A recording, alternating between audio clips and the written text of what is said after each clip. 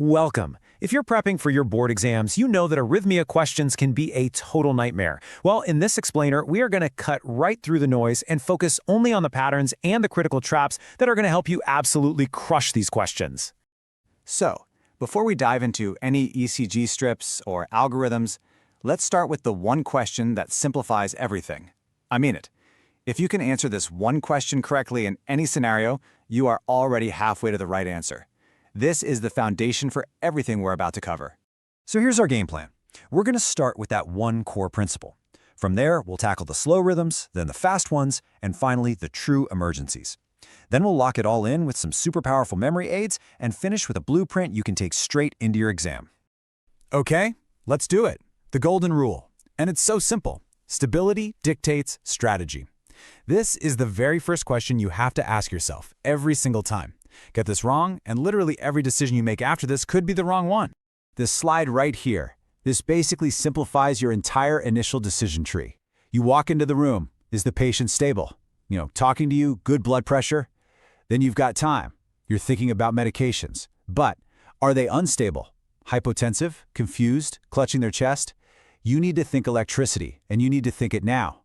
The key takeaway here is that the patient's clinical status, not just the rhythm on the monitor, tells you what to do first. And this brings us to our first ultra-high-yield exam trap. You see an unstable patient with a heart rate of 130, you might be tempted to reach for those paddles, right? But if that rhythm is sinus tachycardia, shocking them is a huge mistake.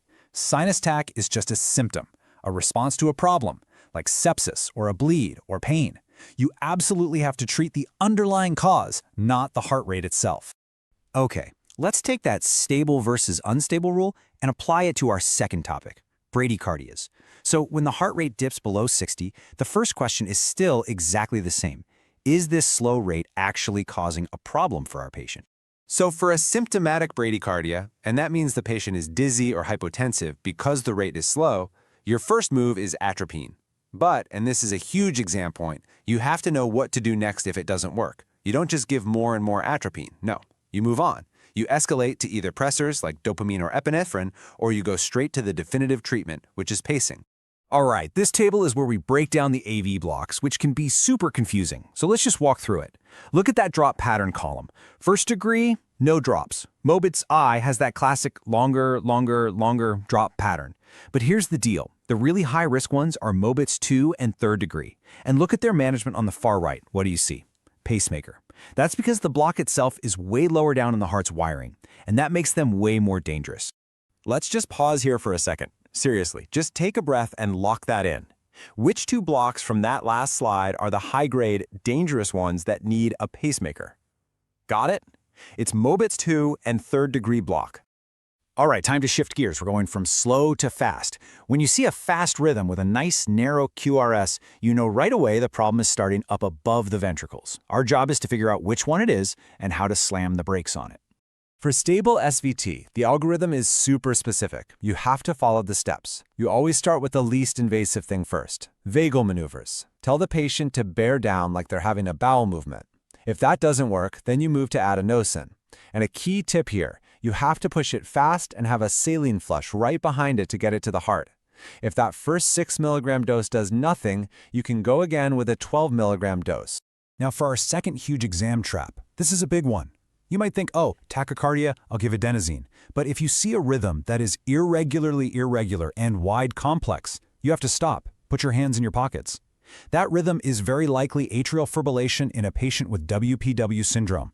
If you give adenosine, you'll block the normal pathway, and all those chaotic atrial impulses will shoot down the accessory pathway, potentially sending your patient into VFib.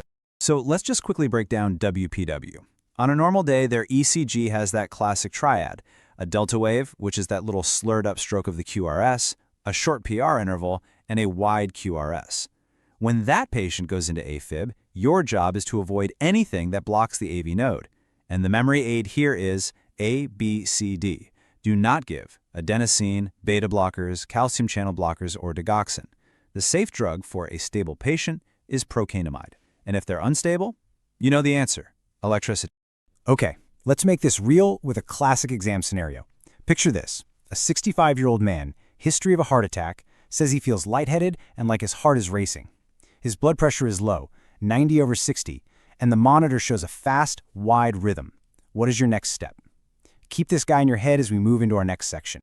All right, these are the rhythms that get everybody's heart racing, including ours. A wide QRS usually means the rhythm is coming from the ventricles, and that means you need to act fast and you need to be right. So let's go back to our patient. He has a regular, wide, complex rhythm, and the rule is you assume it's VTach until you can prove it's not. So is he stable or unstable? Well, his blood pressure is 90/60 and he's lightheaded. That is unstable. So the correct immediate action is synchronized cardioversion. If his pressure was fine and he was just talking to you, you'd have time for drugs like amiodarone. Now, not all VTach looks the same. There's this very specific, kind of bizarre-looking version called torsades de pointes. The QRS complexes literally look like they're twisting around the baseline. This is almost always caused by a prolonged QT interval. And what's so critical here is that the treatment isn't what you'd expect. It's not amiodarone first. The answer is IV magnesium. MAG stabilizes the cardiac membrane and stops the twisting. And here it is, the ultimate cardiac emergency, VFib or pulseless VTach. The patient is dead. There is no cardiac output. You have to know this algorithm cold. It's a non-negotiable cycle. Shock, 2 minutes of good CPR. Shock again, 2 minutes of CPR plus epinephrine. Shock a third time, 2 minutes of CPR plus amiodarone. You have to be able to recite that in your sleep. Okay, that was a ton of information, I know. So let's lock it all in with a couple of really powerful memory tools that are going to save you when you're under exam pressure. Here's the first one for AV blocks. Just remember this little rhyme. If the block is low, that means Mobit's 2 or 3rd degree. The rate is slow, and atropine is a no-go. Why? Because atropine only works at the AV node, but the block is below that point. It's not going to work. So the only effective treatment is a pacemaker. Okay, and how do you decide how to shock somebody? It's actually pretty simple. If the rhythm is organized, if you can still see distinct QRS complexes, then you need to synchronize the shock to hit on those QRSs. But if the rhythm is just total chaos, completely irregular like VFib, well, there's nothing to sync with. That's when you just hit them with an unsynchronized shock or defibrillation. All right, pop quiz. Right now, you've got a patient with AFib and WPW. What are those 4 ABCD drugs you have to avoid so you don't send them into VFib? Go ahead. It's adenosine, beta blockers, calcium channel blockers, and digoxin. Let's pull everything we have talked about into one single, powerful review slide. This is your final blueprint for exam day. This right here, this is your money slide. It connects the condition, its key ECG feature, and the correct treatment for both stable and unstable patients. If you can literally reproduce this table from memory, you are going to be in an excellent position for almost any arrhythmia question they throw at you. And notice those specific treatments for torsades, magnesium, and for AFib with WPW, procainamide. Those are the little details that get you the big points. You now have the framework to totally master arrhythmias. To really lock this in for your exam, make sure you download the high-yield PDF notes and definitely use that mind map for a quick review right before you go in. Thanks for watching and good luck.